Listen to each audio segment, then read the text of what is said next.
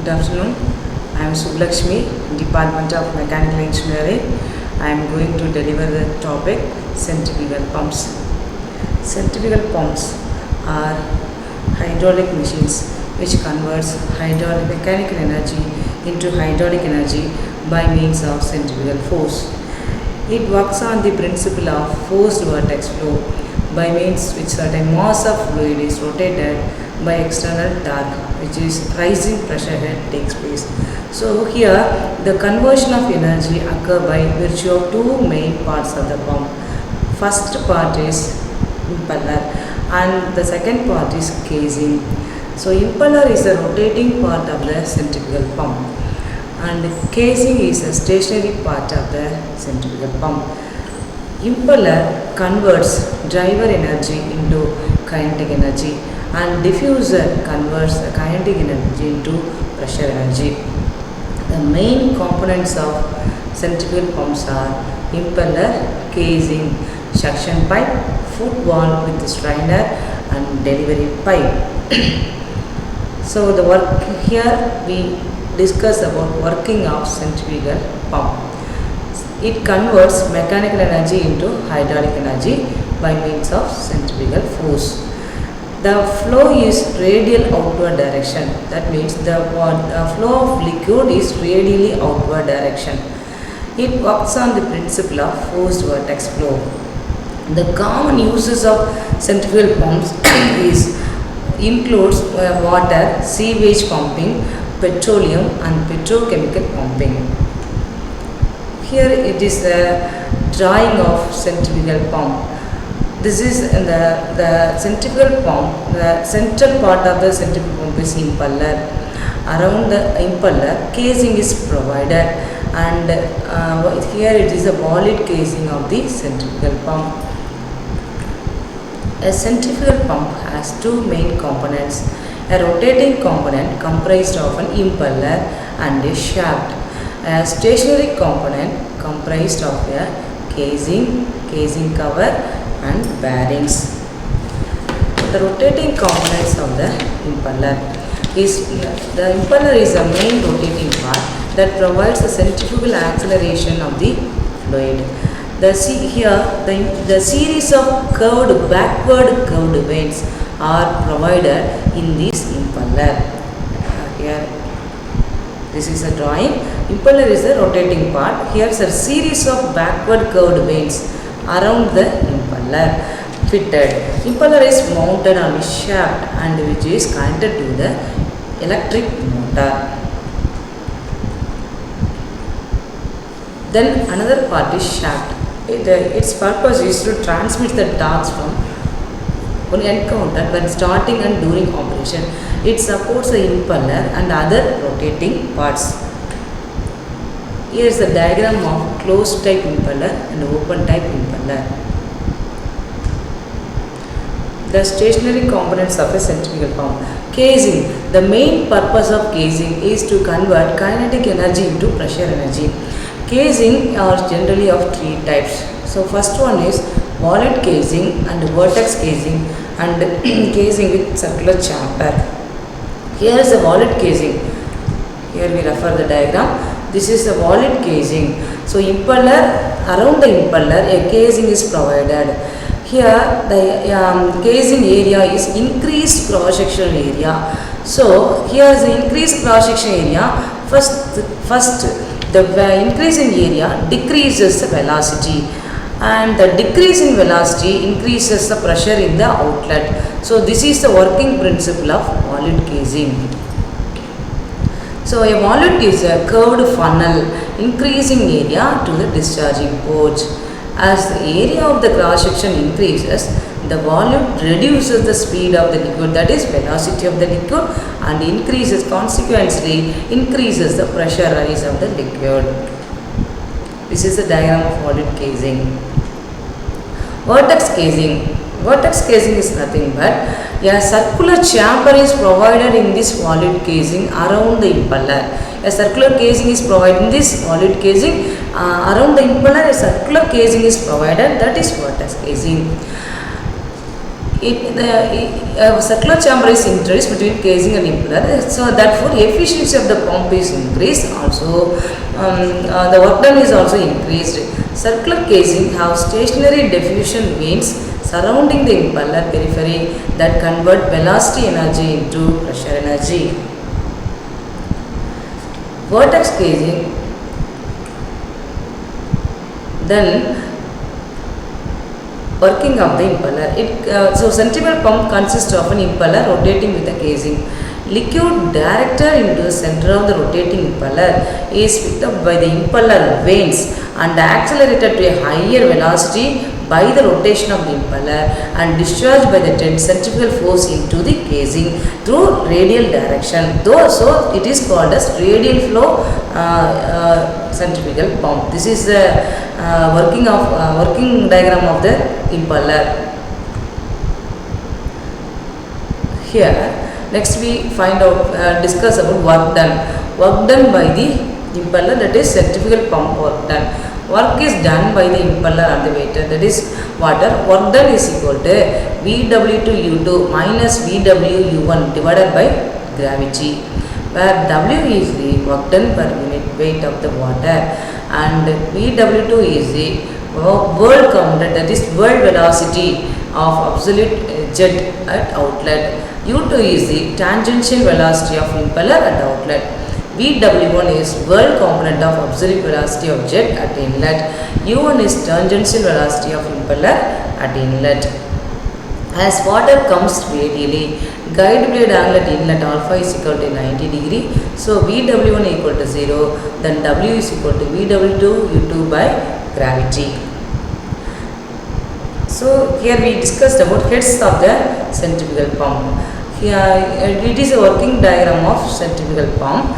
Here it is a three head, suction head and delivery head and static head is provided. So suction head, vertical height of the center line of the centrifugal pump above the water surface to the pump from which water is to be lifted. This is the suction head. Delivery head, it is also vertical distance between central line of the pump and the water surface of the tank to which water is delivered. Static head, it is a sum of the suction head and delivery head. So these three heads are used in centrifugal pump, and also manometric head, that is the head against which a centrifugal pump has to work, that is the manometric head. Manometric head is equal to suction head plus delivery head plus static head plus HFS plus HFD plus VD into VD square by 2G. So this is the centrifugal pump diagram. Here a footwall with strainer is fitted into the reservoir. Then this suction pipe is fitted with this footwall, and then it is connected to the eye of the impeller. Then delivery pipe is connected to the delivery valve. So here from the distance, vertical distance to the sump and center of the impeller is called a suction head. And also the distance between center of the impeller and delivery pipe is known as delivery head. The total distance, that is suction head and delivery head, is called as manometric static head. So priming. Here we consider priming is a function. What is priming? So it is a process of filling suction pipe, casing and delivery pipe up to delivery valve with water. Here in centrifugal pump, priming is very important. It is used to remove air from these parts. That is, it is of two types. First one is positive priming and second one is negative priming. In positive priming, the one which speeds up processing. In negative priming, the one which slows down the processing. Cavitation, it is another one of the defects in centrifugal pump flow of water. It is a phenomena of formation of vapor bubble where the pressure falls below the vapor pressure of flowing liquid. It is also called as collapsing, that is deformation of vapor bubble causes high pressure, results in pitting action on metallic surface. So a sudden noise will be occurs. Erosion, noise and vibrations are produced. This is called cavitation. Effect of cavitation. Here, metallic surfaces are damaged and cavities are formed. So, the efficiency of pump decreases. So, unwanted noise and vibrations are produced due to this cavitation. So, next we discussed about this reciprocating pumps. A reciprocating pump is a positive displacement pump that uses a piston and or a plunger to move liquid by changing the volume of a chamber. It is a diagram of reciprocating pump. First here a suction pipe with suction valve is fitted in the sump and delivery valve with delivery pipe is connected to the suction pipe. Here piston and cylinder arrangement is there, and here piston and crank is connected to the connecting rod. This is the schematic diagram of the reciprocating pump. The main components of reciprocating pump: cylinder, suction pipe, delivery pipe, suction valve, delivery valve, piston rod, crank and connecting rod, foot valve with strainer and air vessels. These are the main components of reciprocating pumps. The cylinder is the main chamber of the pump, where the reciprocating motion of the piston occurs. That is, that due to reciprocating motion, the water is lifted to the suction pipe and to deliver the pipe. The movement of the piston is obtained by connecting rod, which connects the piston and the crank. It contains the liquid being pumped and provides sealed environment for the piston to move back and forth. The cylinder is typically made of durable materials such as cast iron or stainless steel to withstand the pressure and wear associated with pumping. The first component of reciprocating pump is suction pipe. The suction pipe is a tube that connects the pump to the liquid source, that is reservoir or tank. It allows the pump to draw liquid into the cylinder during the suction stroke. The diameter and length of the suction pipe are important factors affecting the pump's efficiency and ability to priming of the pump. Next we see about delivery pipe. The delivery pipe carries the pressurized water from pump cylinder to its destination and or point of use. It connects the cylinder of the pump to the outlet source. It is designed to withstand the pressure generated by the pump and deliver the liquid efficiently to the desired location. Suction valve. This valve is a non-return valve. Suction valve is a non-return valve. The suction valve is installed in the suction pipe. In this valve, the flow of water enters from the suction pipe into the cylinder. During the suction stroke, the valve opens to allow the liquid to flow into the cylinder, and during the discharge stroke, it closes to prevent backflow. Hence, it is known as non-return valve, that is one-way valve. This valve ensures that liquid moves only in the desired direction, that is forward direction only, from the source into the pump cylinder. Delivery valve. It is also similar to the suction valve. The delivery valve is a one-way valve installed in the delivery pipe. It opens during a discharge stroke to allow the pressurized liquid to flow out of the cylinder and closes during the suction stroke to prevent backflow. This valve ensures that liquid moves only the desired direction from the pump to cylinder to the delivery point.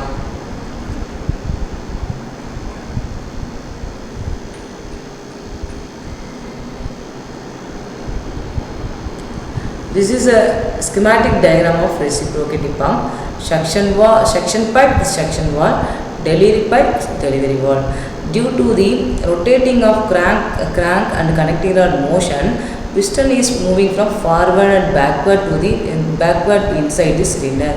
Due to the forward motion, suction valve opens and water sucked from the reservoir and comes into this cylinder. Due to the piston moves from backward to front, water comes in the cylinder, is delivered to the delivery pipe through delivery valve. This is the working of reciprocating pump.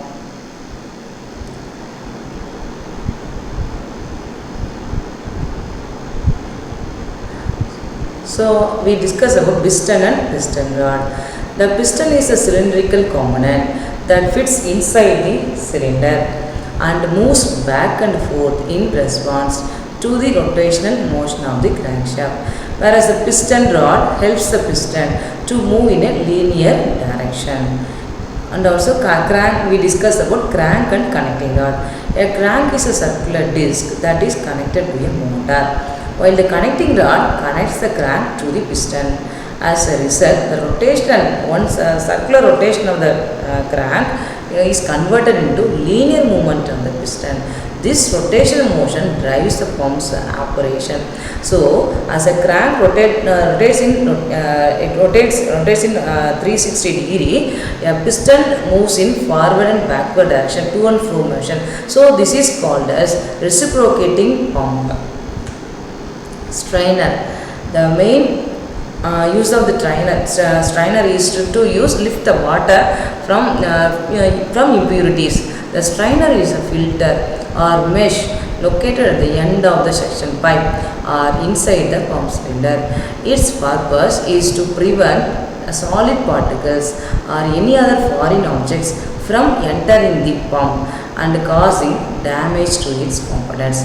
By filtering out contaminants, that is impurities, the strainer helps maintain the efficiency and reliability of the pump.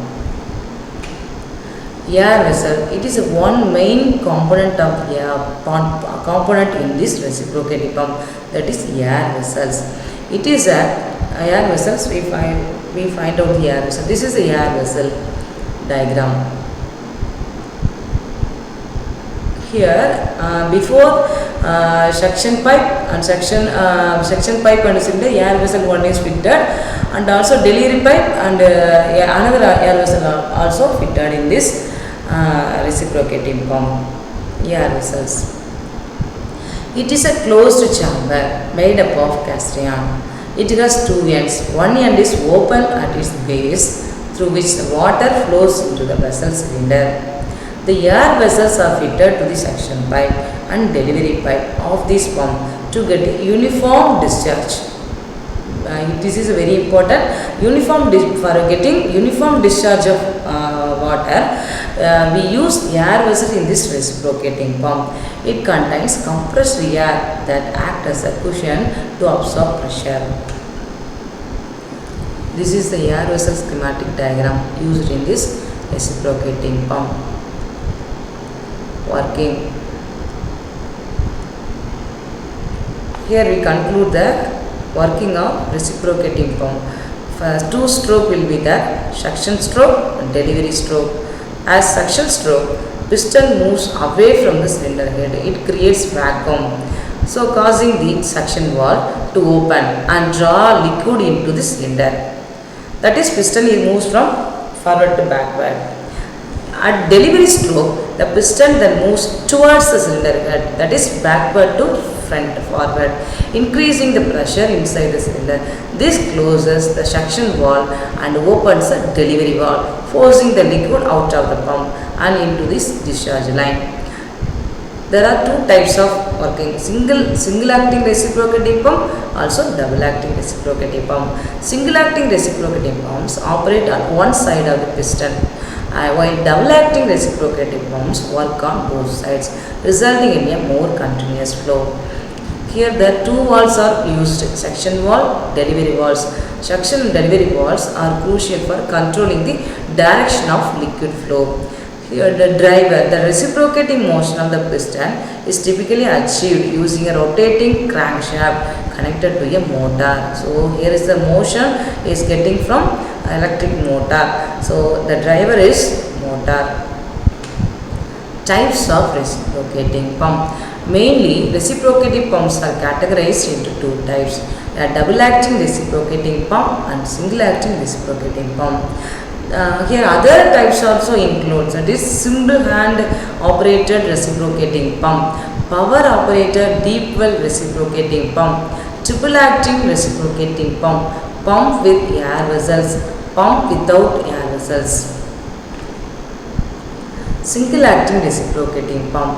In this pump, a cylinder in which a piston moves forward and backward. The piston is reciprocated using the connecting rod. The connecting rod connects the piston and the rotating crank. The crank is rotating using an electric motor. This is the single acting reciprocating pump.